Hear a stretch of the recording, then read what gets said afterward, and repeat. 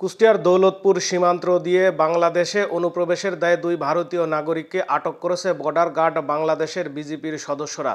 মঙ্গলবার ৪ঠা মার্চ দুপুরে উপজেলার সিলমারি ইউনিয়নের আলিম ডোরা মাঠ নামক স্থান থেকে দুইজন ভারতীয় নাগরিককে অবৈধভাবে সীমান্ত দিয়ে বাংলাদেশে প্রবেশের দায়ে আটক করা হয়।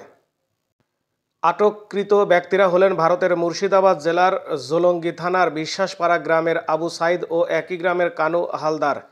জিজ্ঞাসাবাদে জানা যায় তারা ভুলবশত সীমান্ত অতিক্রম করে বাংলাদেশের অভ্যন্তরে প্রবেশ করেছে। পরবর্তীতে বিএসএফের অনুরোধে গত ৪ঠা মার্চ বিজিপি বিএসএফের মধ্যে একটি পতাকা বৈঠক অনুষ্ঠিত হয়। উক্ত বৈঠকের মাধ্যমে আটককৃত ভারতীয় নাগরিকদের বিএসএফের নিকট সুস্থভাবে হস্তান্তর করা হয়।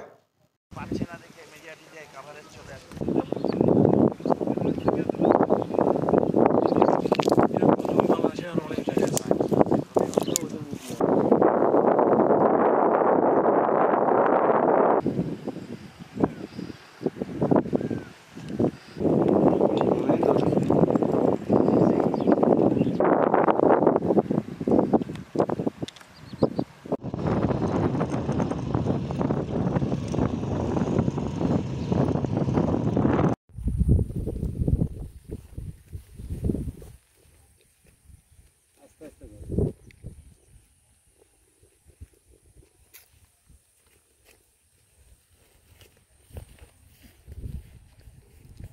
এই যে দেখা যাচ্ছে ওই যে ইন্ডিয়ান বড় বড় গাছ, এগুলো ইন্ডিয়ান সীমান্ত।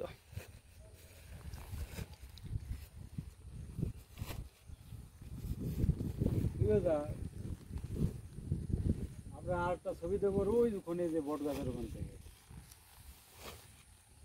তার কাছে আসে কিনা।